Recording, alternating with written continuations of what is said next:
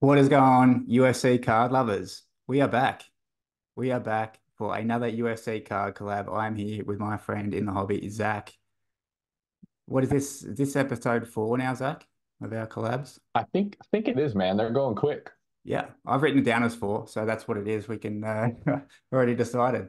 This episode, of course, we will be continuing on with what we have done with the previous episodes. We will have our segments, regular segments, pay-per-view buys, boom or bust, agree or disagree, along with the trash, hold, and sell segments as per usual.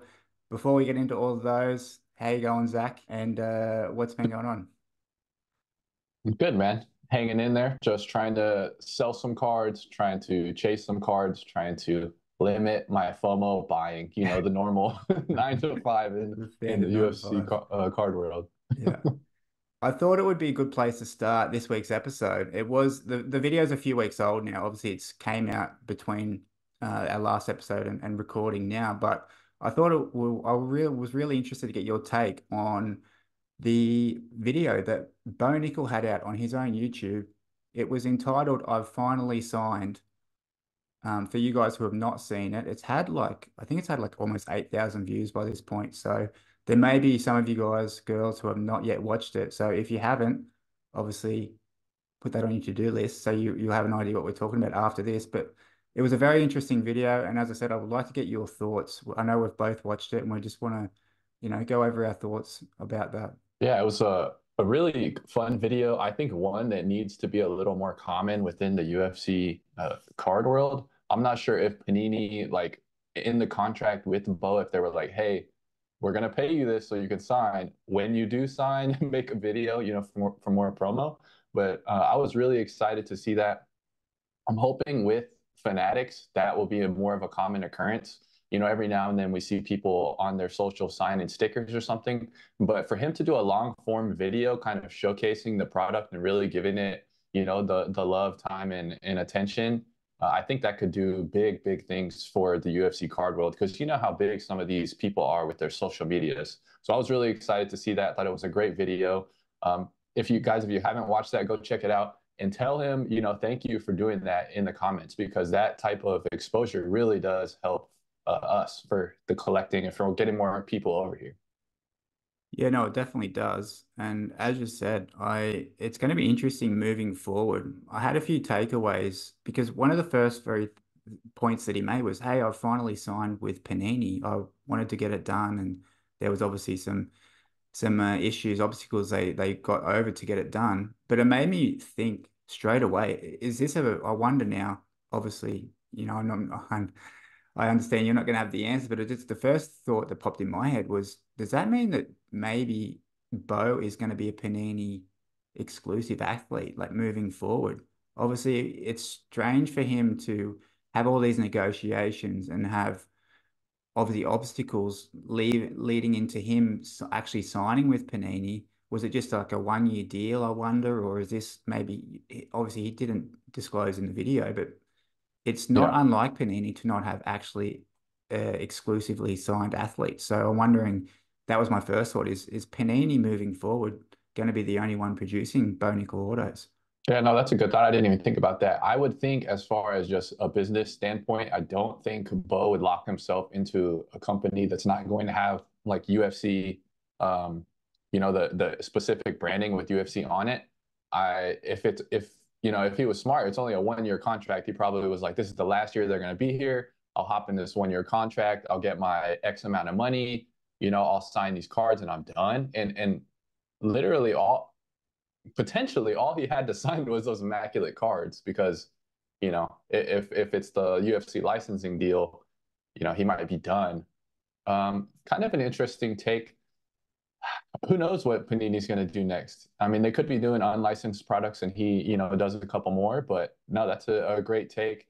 Hopefully we see him, signing in the future because he's kind of keeping the card market afloat. He's putting the team on his back, as the kids would say right now, because his value alone is kind of raising all other boats. But yeah, Yeah, no, definitely. And you made a good point before too about obviously in the video he was very much showing off a personality, like obviously having a little bit of comedic effect there along with the video, which I thought was very good. And as you said, also very much needed moving forward, not only with his own branding, but then also to then help push forward the UFC card hobby as a whole.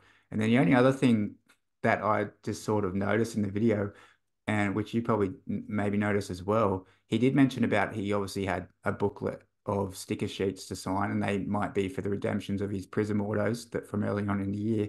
But Hmm. laid out on that table, and it was a big table, was just boxes and boxes of immaculate cards that he had to sign.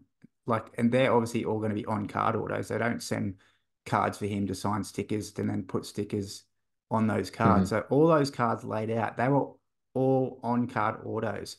So as I said, guys, girls, go out, watch that video, and just if you're interested in chasing a Bo Nickel on card auto, my advice to you after seeing that video is do not rush because As always, every week. there is going to be an absolute plethora of those out. Like you let those boxes break, don't we just you mentioned about FOMO, but like yeah, I think if you're going to be out chasing a Bo Nickel on card auto right now, you are paying obviously a premium, and there's going to be lots more to flood the market over the next 12 months as this product gets broken open and ripped. So I would be waiting if I was chasing that one. And I understand people who want to chase, a rookie on card auto of Bo Nickel. But yeah, definitely after seeing the amount that were just stacked up on that table, it was absolutely insane, I thought. So, and that was the other thought that I took away from that was, yeah, if I was chasing an on-card auto from Bo, I definitely would be waiting for sure. Yep, 100%. Don't FOMO, guys. All right, let's get into the first segment of this week. It is pay-per-view buys. Now, I haven't actually spoken yet with Steve Jobs or Elon Musk or Bill Gates, so I don't have the What the fan. hell, Damien? You were supposed to do that this month. I was on the to-do list. I didn't get around to it. Too busy watching Bo Nickel. But yeah, I don't have all the flashy graphics. You'll have to wait till next turn around for that to be on screen. From this guy here, he's much better at the flashy stuff with the videos than I am. I'll talk to Elon and I'll get him to send them over, dude. All right, thanks. I need his help. Just figuring out this computer over here. But yeah, pay-per-view buys. As we recap back from last month's pay-per-view was 296. For you guys who did not remember, I did buy a Tony Ferguson 2012 flag Bloodlines parallel. I put that out. I think I bought it for $8 plus a bit of shipping. So let's say all in for $13. I put that out for sale fight week, and nothing but crickets for me. No offers. Obviously, Tony looked pretty terrible in that fight, I will admit. So as he has his last few performances. So that was an absolute, yeah, Sad day. it was a sad day over here at UFC Card Talk. So, and and I did double check on Card Ladder before jumping on here, and I have the last comp for that card, so that card is still technically worth $8.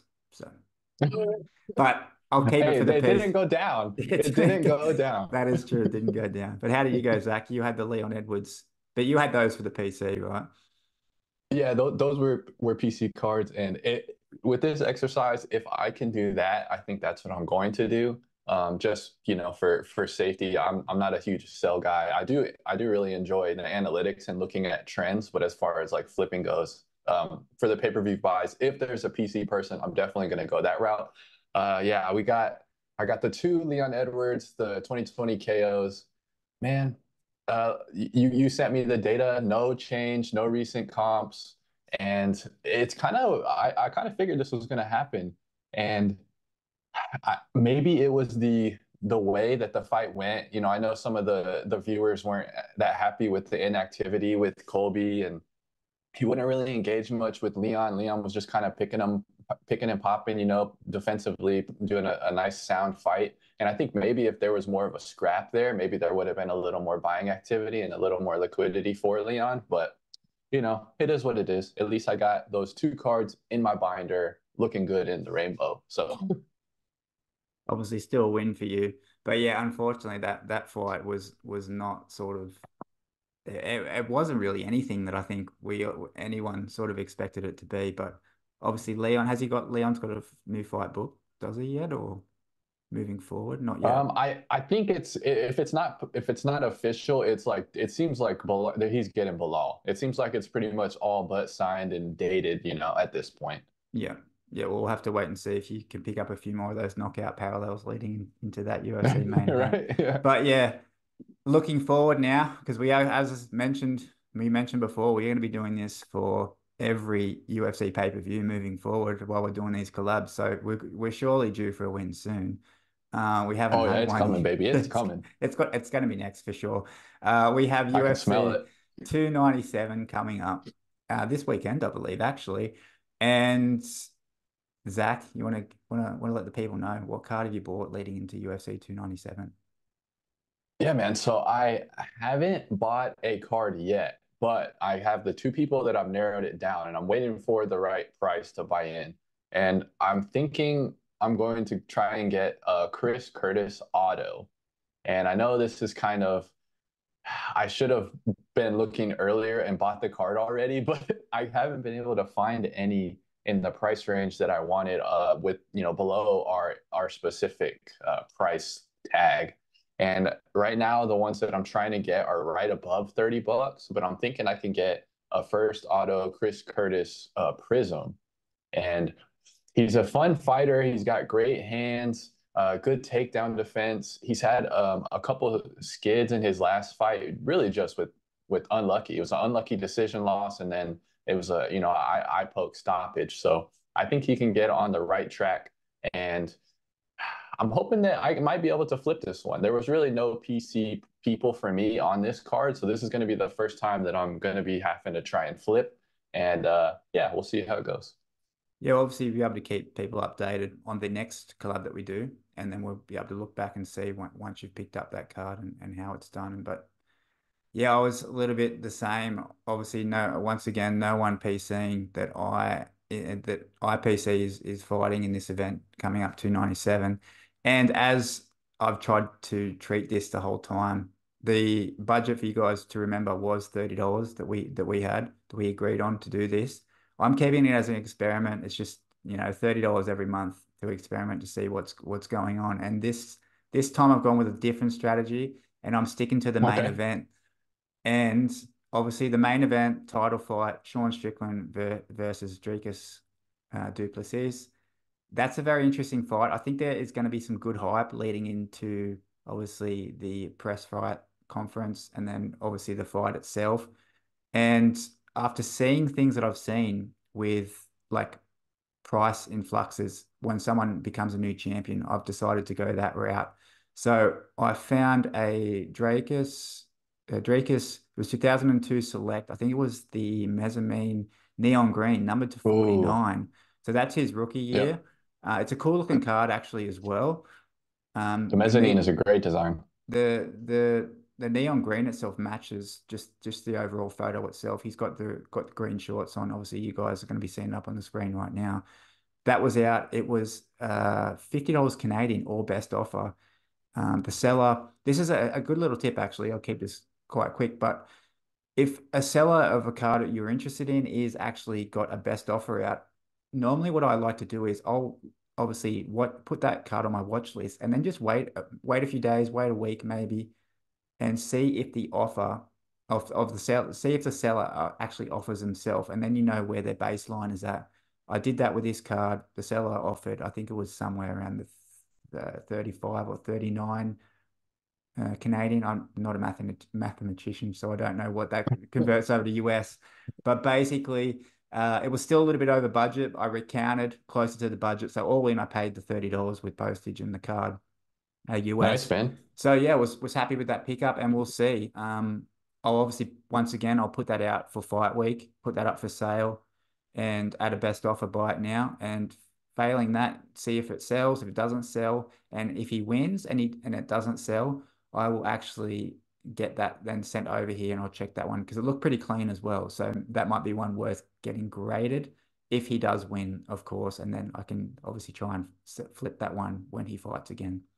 but that was my pickup for this one. So we'll see how that goes. Nice, man. Yeah, I actually looked at that exact card and I couldn't find one in the budget range. And so I was just like, I'm gonna scrap it. I'm gonna go with a rookie from this year, and that's how I got with Curtis. But the mezzanine is the specific card that I was looking at. So I think that's a great buy, and if he does win, I think you're gonna do well on that too. Yeah, I hope he does because personally, it's not a card I want to keep either either way. So, Yeah, but you're as I like, said, please yeah, win. yeah, yeah, which goes against all my rules. But as I said, this is an experiment for your guys' sake. So make sure you hit that like button. Yeah, this is a different thing entirely. Yeah. All right. Boom or bust for this episode. I have a boom. What have you got, Zach? You got anything, mate, before I Ooh, get into mine? I've got a cautionary tale of a bust, and this All is right. perfect for our FOMO talks. This was honestly the experience that really helped me to realize like I have to be more disciplined with my buying, and I'm sure everyone will have hopefully only like a couple of cards that are like this, and then you kind of realize, okay, I need to change some of my habits. Okay, so I'll paint the picture. It's early 2022. Select has just came out. So Jalen Turner it's is on. April? Uh, No, J June. yeah, it was somewhere around there. It was warm here, so it was probably somewhere in the summertime. Jalen Turner's had a great run. He's got like 5 finishes in a row. This guy can't lose. He's huge for the division. He's gonna be a champion. And he has a really nice card that actually I got this one later, but I FOMO'd and I got the of 25 rookie tie dye.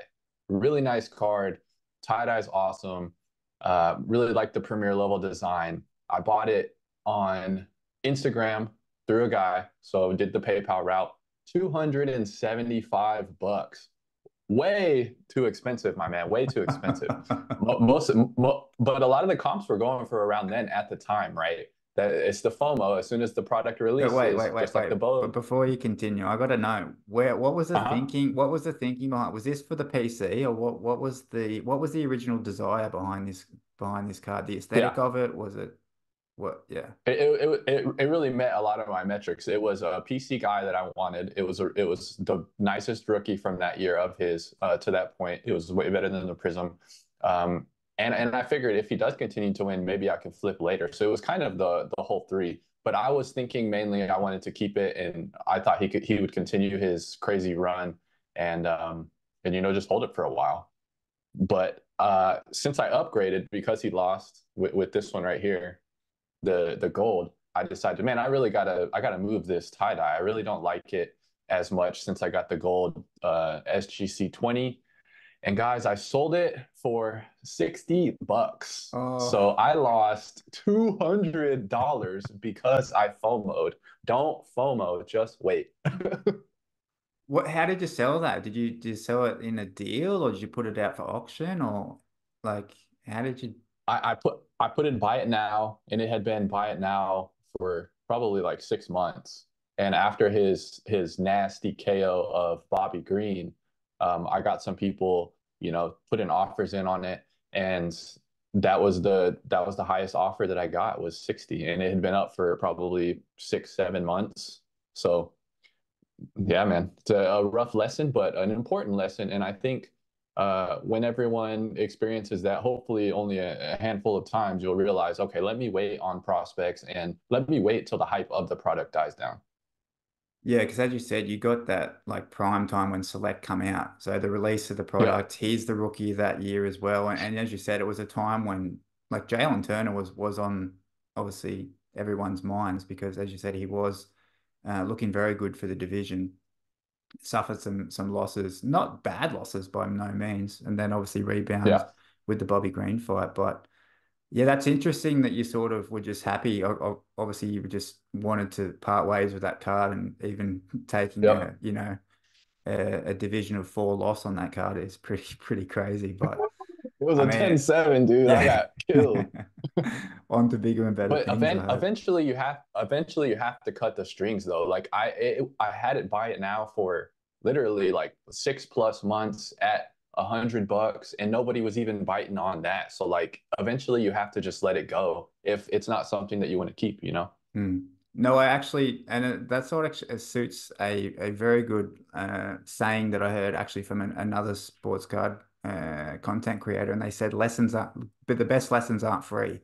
So Oof. as you said, Hmm. like, and that goes for everything. Whatever you're paying for, you're paying for education. You got to pay for your education, and unfortunately, that costs. So, Yeah, as you that cost said, that education was $200. yeah. But as you said, you'll never do it again now, and you've learned Hmm. from it. So I guess yeah, that's yeah. Try not to be too upset about it. You just paid for your education, mate. So Yep. all What right, about you, man? What you got? all right. I have a very rare boom. I can Yes.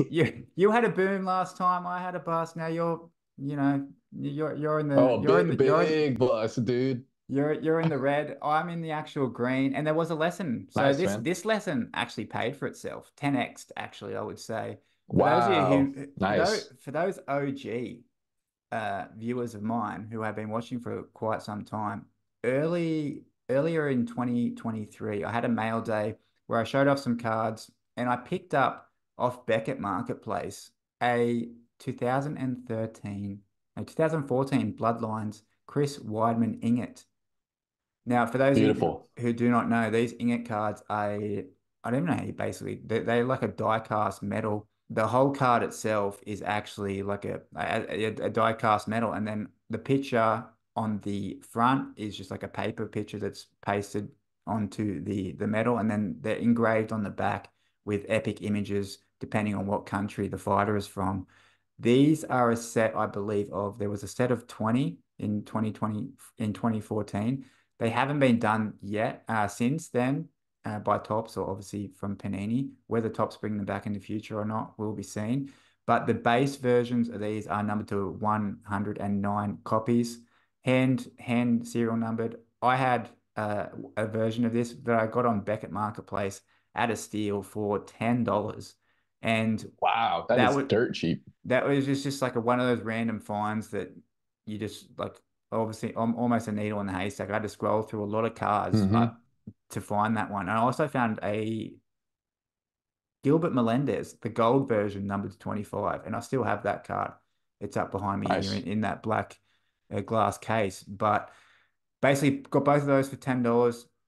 The gold, obviously, much rarer. I don't like Chris Weidman. I just basically picked them up at the time. I was like, I don't even know what these cards are, and they're $10 each, so it's worth it. Obviously checking into them for that price.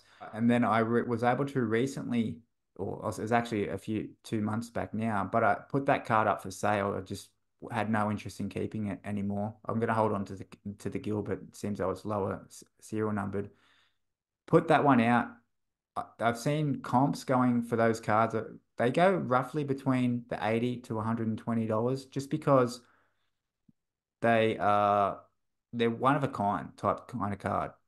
So I put that out, $100, all best offer, and within 2 days, someone just bought it. And I was Wow. I was in talks with the guy. The guy was from Germany actually, and he was a set collector. So he was happy to get that card. That was the last one that he needed for the set, Oh was the yeah, he Chris needed it, Weidman. dude.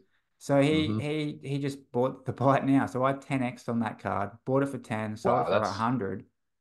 And the lesson that I learned out of that, and this is the difference, my lesson actually paid for itself, was it's it's almost another avenue to sort of not speculate, but try and think of these more unique cards that either Topps or Panini have done, and sort of target maybe some purchases towards cards that you think are going to be desired by set collectors. Because people who are set collecting are going to be normally, like as I saw, are normally more just interested in just they want to finish the set and they don't muck about. They want the card. And there's not that many of them out there. So these unique cards something. Look, we have the ingots. We also have like the coin memorabilias, the belt relics that Topps have hmm done as well. I believe those cards sort of fall in the same sort of criteria of very, very just different, unique cards that I think that moving forward, set collectors are going to be chasing.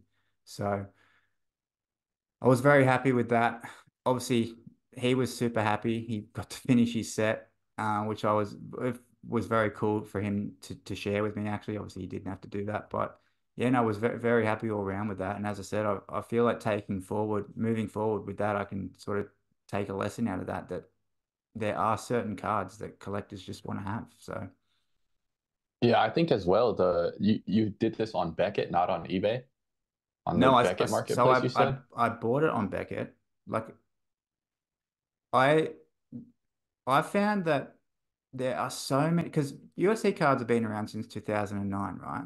Beckett Marketplace has been around since way before that. So there's plenty of sellers on Beckett Marketplace who have had these cards listed forever. Yeah. And because they're so unique cards and Beckett is not like the most talked about marketplace, a lot of these cards have stayed up for sale as is that one, Yeah. that even like that was at comps from probably from when it was released. Someone got that card and thought, oh, this is a $10 card. And it's been sitting on Beckett Marketplace since 2014. So I think that's a good lesson as well, is that you went an alternative avenue where there wasn't as much competition and you were able to buy in super low and make a great move because of that. You know, Beckett, I didn't even know they had a marketplace, honestly. yeah, And I think that was a great, you know, a great avenue for you to go to get less competition for that buy. yeah, yeah. No, as like obviously bought on Beckett, sold on eBay, and the story speaks for itself. So was super Hmm. happy with that one. Take that boom when I can get it. And Yeah, baby. hopefully we both got booms next time around. Oh yeah, hopefully. Fingers crossed. Fingers crossed. You excited for this one? I'm excited for this one. We Oh have yeah, my favorite. this month's segment, agree or disagree. So for those of you who have not watched us in this little collab before, we do this agree or disagree, and the person hosting the episode for that month will bring the topic of discussion. That is me this month round. And what I want to ask Zac if he agrees and disagrees on is in-person autographs, authenticated in-person autographs, are they better than pack pulled sticker autos? Zac, you're up. Okay. Amazing question. First off, shout out to the through the mail in-person auto kings, DK Displays and Slabadabadoo. These guys have incredible in-person auto collections, and I just wanted to give a shout out to them because the through the mail is always something that I've wanted to try and I haven't tried yet. But so what's up, guys? Man, okay. So first, I wanted to clarify, um, when we're talking about in-person versus sticker, are we talking about the exact same parallel or just kind of a broad overarching, what do I feel about each one? Is it the Yeah, exact same parallel for each? no. So it's just overall. So you could take a base card and how do you like, yeah, base card of that fighter, whatever parallel, Okay, green prism, silver prism, whatever got you you. want. Yeah. Okay, so I think in this scenario, I'm gonna kind of approach it in a couple different like reasoning avenues before I get to the conclusion. So I think that the in-person auto can have some problems with it, and I think one of the main problems is you're getting it authenticated, right? But you're not necessarily getting it graded. So if you are doing some type of a resale, I think that could potentially impact the max amount of value that you're going to get for that card. Also, sometimes I've seen on some in-person autos, the fighter will sign their auto in an odd spot, either on top of the image, in the middle of the image, and not necessarily in a eye-appealing spot for the auto. So that being said, I think if you're going for resale, in-person auto may actually have a negative effect on a higher paralleled card. So for example, if I have a of 25 mojo of a card and I have an of 25 sticker auto of a card, if I got the of 25 mojo signed in person, I think it would not even be close to the of 25 sticker. The exact same parallel, basically the same thing, but I think the in-person auto authenticated is sometimes not going to be there for resale value. But with that being said, in-person autos look 100 times better when done correctly.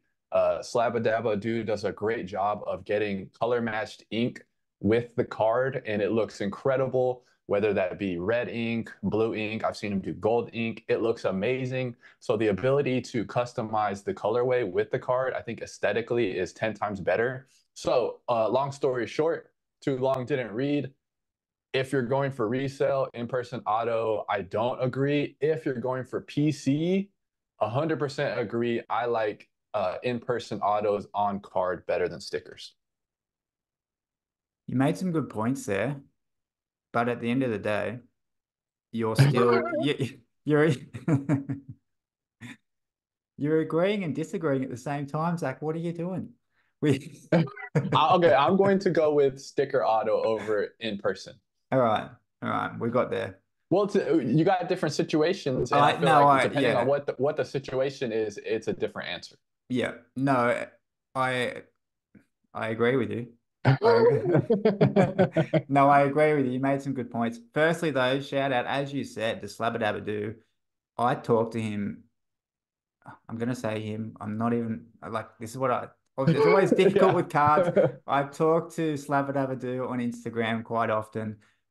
Super awesome collection of UFC cards, as you said. Some super unique pieces that have some in-person autographs on. Speaking of the Bloodlines ingots, Yep. Slabadabadoo has some crazy ones with some red ink autos on them, and just a fantastic person in the hobby. Shout out to Slabadabadoo. Check out the Instagram page if you haven't already. DK Displays, as you said, DK underscore displays, just a regular commenter on the content that people are putting out, including mine, including yours on YouTube. So shout out to them as well. But back to the topic of in-person autographs. I agree with you what you said. Placement is really the only big problem with these in-person autographs because I have, as you said, I've seen some terrible ones where it just Hmm. destroys the card. Like even if it's a silver prism, if you have a fighter with a blue or say it's a silver prism, right? And it's got to be you've got to really think about what color you want to go with the ink as well. If it's you who are getting the in-person autograph, but you don't want the fighter to sign over his own head or his her head or whatever, because it just yeah, placement is a big thing when it comes to in-person autographs. Super tough to get it right, but when you do, I think it's Oh yeah. awesome. Sticker autos, as you said, they have their place, but and I would agree with you what you said with the value wise. Traditionally, we've seen in-person autographs do not sell as high as what sticker autos do. That could be based off a few different reasons, but I think comparatively, if you would have, you mentioned about, let's say, the Mojo Prism with a sticker auto number 25 compared to the Mojo Prism itself. Unautographed, you get then a on-card autograph, maybe on the back.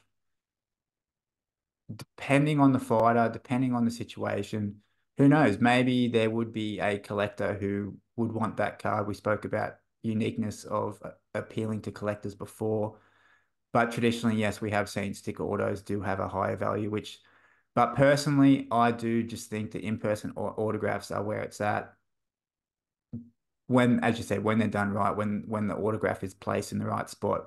Picking the both, as I said, if I had to pick one over the other, I'm definitely picking the on-card in-person autograph. I think just the fact knowing, and this sounds very cliche, but just knowing that the fighter actually had his or her hands on that card while signing it. And even better, if you were the one who maybe I've heard some crazy stories of what people have had to do to get these in-person autographs. Obviously, there are fantastic companies that you can do the mailing away service, send that card away, comes back signed. But you could imagine maybe some of the stories that people have of, waiting outside of hotels or after a big game and then, being able to, or a big UFC event or before the UFC event, maybe fight week, being able to get the fighter themselves to sign that card just makes that story of that card just all that much better. And I think that's really what the heart of collecting is. It's having these very unique pieces of like memorabilia that sort of have a story tied to it and remind you of something. So I'm definitely picking in-person autographs for this one for that reason. All right. So we're at I feel like we're not 100% disagree with each other. We're somewhere in the middle this week. We're Yeah, close. yeah. As you said, like you did make some good points. For the sake of, but yeah, for the sake of picking one, like if I have to pick one, I'm definitely picking the in-person autographs. So Cool, man. That's what's so great about this is everybody has, a different opinion on what they like, a different philosophy on things. It's you got to be like water, like Mr. Lee said as he drinks his water tea. as I drink my water tea. Hmm.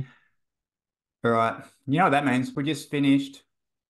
Agree or disagree? You know what's up now? We have Oh yeah. the infamous trash, hold, sell. And I say infamous because if you've watched our two previous collabs where we're done with this, it is. It's controversy. I mean, the amount Oh, of dude. Yep. just absolute hate mail I've got since that first time around Death is threats. my Stop coming for me, all right? I've had to move house. It's absolutely insane. Got to get a PO box. But once again, trash hold sell. For those of you who are tuning in for the very first time, welcome. You got something to say for the new people for the first time, Zach? Hello, everyone. If you come to my house, I'm gonna beat your ass. So don't come for me on when my opinions are wrong, all right? Yeah, I'm sure they Just appreciate that. welcome in the viewers with Yeah, that nice yeah, I'm message. sure they're going to hang around after that. Trash hold sell. This segment is all about picking three individual cards. The host of the episode, once again, is bringing the cards to the table, not literally, figuratively, picking three cards that we both have to discuss which one we would trash, which one we would hold, and which one we would sell. Hence the name Trash Hold Sell. I'm up this time around and I've picked a doozy. I hope it was a doozy, but Yeah, some big cards in this one. there's some big cards in this one. Makes it super interesting. And I stuck in the heavyweight division. The idea of this as well to keep similarities there, but also, make them unique as well. We're going to start off with the John Jones 2011 finest Octo Refractor on card autograph. From what I could find, I think this may be John Jones's first year of on card autos. It's numbered to 8 and it is out. I couldn't find any recent comps on this card, but it is out for a listing of 3K just now on eBay. That is the first card. So we've got the 2011 finest Octo Refractor auto on card for John Jones, number to 8. We're putting that up against the Tom Aspinall 2022 Panini Instant on card autograph, 1 of 1. That is his rookie year, so it's his rookie on card auto. It is a Panini Instant product, meaning that it was available on their website, not pack pulled or anything. But it is a 1 of 1. Super cool image. You guys can see it up here right now. That one sold recently for $1,250. And then the third card, we're putting that up against another guy who is the heavyweight celebrity right now, is Francis Ngannou. And we are picking, well, I'm picking his National Pride 2021 1 of 1. And that did have a sale back in, let me check my notes, January 2022. So a year removed from now, that was sold for $3,300. That was in an SGC slab. The auto was graded a 10, while the card itself was graded an 8.5. Sorry, I should also forgot to mention to you guys that John Jones is in a BGS slab. BGS card, the card itself graded a 9.5, while the auto is a 10. So of those three cards, Zach, which one are you trashing? Which one are you holding? And which one are you selling? Some absolutely monster cards to choose from. So I think a fun selection for this week. Honestly, this wasn't This one was the easiest as far as putting them into the tiers or categories that I wanted to do. Of the ones we've did so far, this one was the quickest decision in my mind. I'm going to drum roll for the trash. I'm going to trash the Tom Aspinall 1 of 1 on-card auto. And here's my reasonings why before you guys come to my door and with the pitchforks. Don't do it. I don't don't do it. On principle alone, I don't really like these online drops. And especially it's different if it's a lower tier card, but for a 1 of 1, I just on ethics and principle, I don't like these online drops that Panini does. It's not product pulled.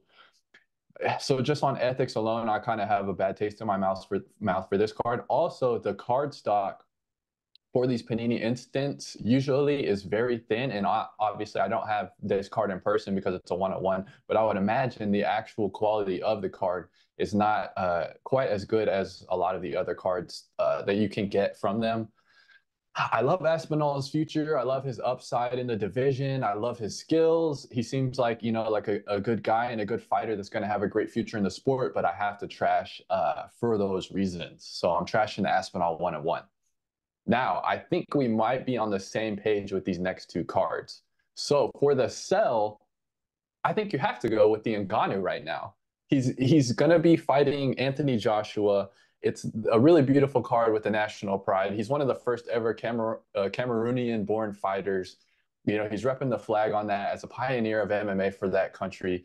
I think he might have big mainstream crossover with this upcoming fight in the build-up, and I think it would be a good time to list to sell, honestly, whether he wins or loses that fight. He could potentially, if he does well, get another fight with Deontay Wilder. So within the next year or two, man, it could be a good time to list the Ngannou. So I'm going to sell the Ngannou, and I'm holding the 2011 finest. I mean, that's this. As soon as I saw that card, I was like, that's a no-brainer for me. You have one of the what I think is the go of the sport. The longevity is amazing. It's a beautiful card. If it is his first on-card auto, and I'm glad you brought this one up because this might be a card that I need in the PC long term. For me, you got first auto is important. You got true rookie is important, and you got the first on-card auto. I think of all the cards, like those are some big criteria for really special cards. And it's a 9.5, dude. I mean, just a lot of things going right. So I'm definitely going to hold the John Jones. What are your thoughts? How'd you rank them? Yeah, we have some similarities in our thinkings for sure. And why I did pick these was because, as you mentioned, John Jones is discussed as the greatest of all time, and not only of obviously lightweight, very established at lightweight division. He is the current UFC champion at heavyweight, and people are not now talking about, potential. Where's he going to go from here in the heavyweight division? So he's an established GOAT. We then have on the other end of the scale, we have Francis Ngannou at the moment. He was heavyweight champion. His career, it's very, very interesting what he's doing at the moment. Fighting Tyson, now fighting Anthony Joshua, two of the biggest names in heavyweight boxing that we've had over the last 5, 10 years, straight off the bat, is absolutely Hmm. insane. And that With a good just result with that Fury. yeah, and that goes to show just the power of and Francis Ngannou's name to begin with, his own status to be able to do that. Because not many people get to say, oh, I want to fight Tyson Fury, I want to fight Anthony Joshua for my first two professional fights. So that's absolutely crazy. And then on the meanwhile, we have the cusp of the interim current UFC heavyweight champion, Tom Aspinall, who we both have talked about before, is a star in the waiting, really. And he looks like he has the skills. He's young. As long as he can stay healthy, he could be one of the longest. Obviously, we'll have to see how things play out with Jones, Stipe, blah blah blah. But down the road, they're not going to be around for too much longer. It's going to be interesting to Yeah. see what sort of title run that I think we both have talked about that Tom Aspinall could potentially have. So that was the reasoning why I picked these three cards for this episode. After breaking that down now, I agree with what you said. The Panini instance, it is a very cool looking card for a Panini instant. Panini instants for me are hit and misses. They often will pick good photography, but just an overall bad design. And as you said, leaves a bad taste in your mouth knowing it was just, an online ordered product. Mind you, it's still a one of one. It is still an on-card autograph, cool image, only one of its kind. But for the sake of having these other two cards in the wake, I would be trashing as well the Tom Aspinall. As much as I like Tom, these other two cards, for the reasons that you gave, are very, very special as well. Now it gets tough for me. I don't PC John Jones. I know you do, so obviously it was an easier pick for you to keep the John Jones. I'm probably the only other thing I should have mentioned as well, the Francis Ngannou. I couldn't find an on-card autograph at all for Francis Ngannou to include in this, but that was why I went with the National Pride. I love those autographs from 2021. I think of the years that they have done National Pride autographs, 2021, the first year is the best. That is a super cool looking card. It's a one of one. It is a sticker auto, so that does we all would prefer an on-card autograph.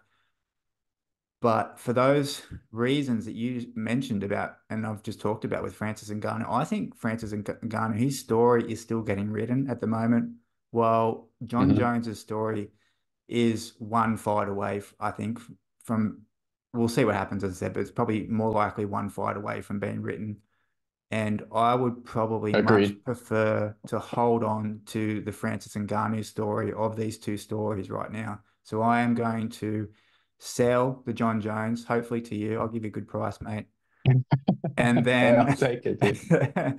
and then I'm going to keep the Francis Ngannou National Pride, even though it's a sticker auto. I just think that Francis Ngannou is doing some very, very like incredible things over his professional career. That is, as I said, he has like regardless of what happens in that Joshua fight, which he could win, he could lose, he still has very untapped potential in MMA, whether it's at PFL.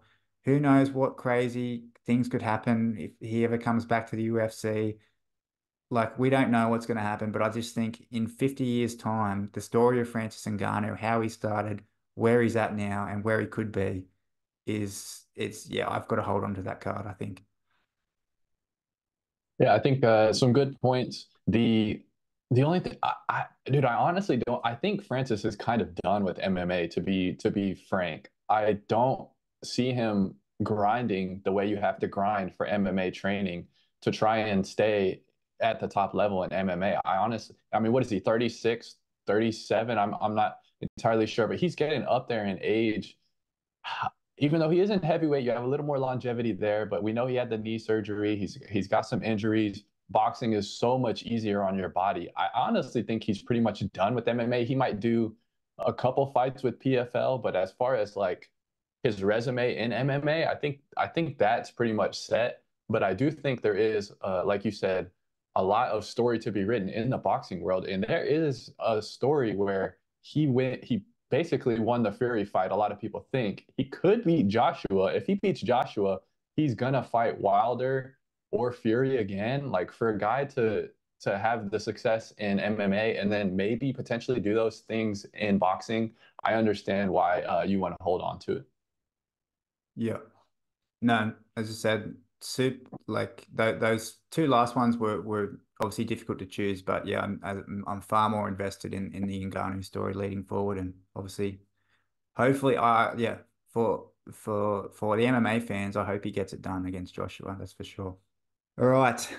We like to leave this last segment that we have for viewer questions. And we finally got one, Zach. Can you believe it? I couldn't believe it. Someone's Yeah, actually thank you. someone's watching our video. It's not just here talking and talking Yeah, to ourselves, which we would probably do anyway, to be fair. But we would. this this last segment we like to leave for viewer questions. So if you do have any questions for us, guys, you would like for us to answer on the next collab, which will be on this guy's channel. So if you're not already subscribed to his Box Alarm Trading YouTube channel, go over and do it so you can be starring. You could be starring on this video. Your You're question. gonna star in a video with 150 views on it, dude. Think of the endless possibilities. Uh-huh. But So do that, guys. Write down in the comments below right now if you have any questions you would like either Zach or both of us to answer for the next collab. But for this collab, we do have a viewer question from my very good friend, my very good hobby friend, Maddie Mack. He did ask on the last episode, he wants our opinion on what makes an elite modern day fighter. Is it things like hype? Is it things like performances? Is it things like long title runs, etc.? Zach, what do you think makes a modern day elite fighter in the UFC? Incredible question. Thank you for the question, Maddie Mac. Okay, so the question, what makes someone an elite fighter? What makes someone a fighter that will be talked about forever in the sport or, just for long periods in the sport? Again, I'm going to kind of go down my branch of thinking and then we'll get to the boiled down, too long didn't read answer. I think the main thing here is winning. If we look at most people's GOAT lists, always what do we have is the main contributing factor is winning. We have Jones, GSP, Mighty Mouse, Anderson Silva, Habib, the list goes on. Everyone who's in the top upper echelon of MMA, the reason is winning, obviously. Now, what I think kind of gets lost is we have people that will buck the trends and are not necessarily part of the rule, but they are exceptions to the rule, like Conor McGregor, like Nate Diaz. And these people are just larger than life figures who, through the zeitgeist, through pop culture, through people enjoying their personalities, through their story, people love to root for them and they will be remembered forever. But those are the exception and not the rule. So, in my opinion,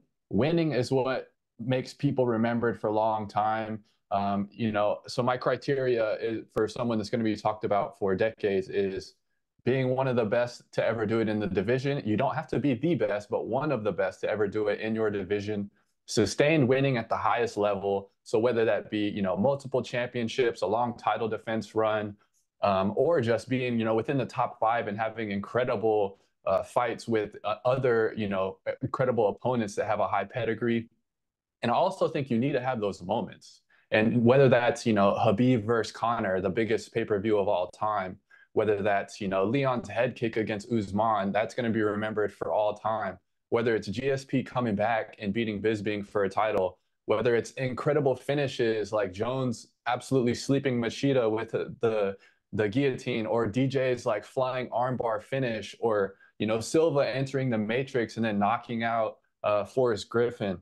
All of these things are what is going to make you, a person that's going to be remembered for all time. So that's kind of where my mind goes when I think of that. What about you, man? Yeah, no, I think you definitely hit the nail on the head. And the biggest thing is when you look at record, you got to look at not only winning, I think winning, you said it yourself, is probably the most important thing. Even you mentioned with like larger than life stars with Connor and Nate and these other guys who can just go out, perform and still keep their status in the sport. But even Connor at the start, he got to where he was because he was winning and the way that he was winning, right? Mm-hmm. And then obviously you want to put in his ability to talk on the mic and things like that as well. So I definitely think you've got to start with that record, and it's got to be, as you said, it's got to be not only a winning record, but you want it to be in a way that, as you mentioned with these performances, that and that these moments that these fighters need to have to not only be talked about but also be remembered. Because we've mentioned it before, but as UFC fans, we have tend to have short memories just because the fighters who we enjoy to watch don't get to perform very often. So you're only really remembered for the last performance. And when you have a supreme like last performance, it's what stays relevant and what makes the sport so unique in the fact of you can have people like Leon Edwards losing 4 or 5 rounds to only come back and land the head kick of a lifetime in the last minute of the fight to win the championship against a long reigning champion. The only other thing I think, as you said, and then I think title defenses for people to be their legacy to be cemented. Not only do they need to be winning, but they need to be winning against top tier, the best competition. We've seen guys and girls who have good winning records. They get to the title, they might win the belt, they might have one, two title defenses, and then they'll lose, they'll fall off, and I think that hurt, like when we're talking about this like small segment of elite remembered fighters, I think that can hurt them in that obviously there is room for rebound for those guys and girls, but I think when we are talking about these super elite fighters, I think a big part of it has to be top tier winning fights, important fights as well. Someone like who we both talked about why we like Izzy. He was very not only active, the most active champion the UFC have had, but he also didn't appear to pick his fights. He just took whoever the UFC put in front of him, whether it was stylistically a bad matchup, he just went along with it. And I think that also makes people well remembered, along with all these, as you said, not only having performances and the way that they can sort of perform outside of the cage as well. But I think, yeah, long winning records against top tier competition is, if not, as you said, not other than winning, is like the next biggest thing to be actually talked about. That it was what the biggest argument is for John Jones, right? Like John Jones fought the best of the best in his division at the time and came out with flying colors every single time. And I think that's what the biggest, strongest argument is for him for being the GOAT is based off his record. Not only the record, like not only because he won, but because of who he beat as well. So that would be the only other thing that I would add to your answer, because I think you answered it very, very well. Nice. One thing I want to add. Okay, so we need to kind of keep this in context. When during GSP's run, a lot of people thought he was boring. A lot of people did not like GSP because he relied so much on wrestling and grappling. And I think that through like you said, we remember people off whatever past moment it was, or we forget so much. I honestly don't think like boring boring fighters or people that fans necessarily don't like to watch that much. I don't really think that that has much to do with being remembered at the end of the day, because even Usman, people thought I mean, Snoozman, like people, everyone talked bad about him, but I think he still will be remembered for a long time because of the amount of title defenses he had. I think one knock on his legacy, like you were saying, is the pedigree of opponents that he fought, and I think that was a great addition to the thoughts that we brought up. Is Yeah, level of competition is huge too. yeah. Well, I definitely think the one knock you could have on Usman, for example, was his title defenses. Although he had quite a few, he had Same people. the same people, which, as Hmm. you said, I think will be an obstacle in his future legacy as to how good he was comparing to someone like GSP. So, 100%. all right. So, with that said, that will do it for this episode, the fourth collaboration that Zac and I have done. As I mentioned, this will be on his channel for the next turnaround next month, sometime leading into UFC 298. So go ahead, like his videos, watch his stuff, subscribe to his channel, say hello to Eric for me, and that'll do it for this time around, Zac. Any final words? Thanks, man. I love talking with you. Hopefully, my package will get there soon. It's traveled across the pond, and I'm excited for you to get that. Yeah, I'm super excited. Obviously, super unexpected, but I'll be opening that up as well on the channel for you guys wondering what it is, because I'm also wondering what it is as well. But at that, guys, thank you for watching. We'll see you again here next time.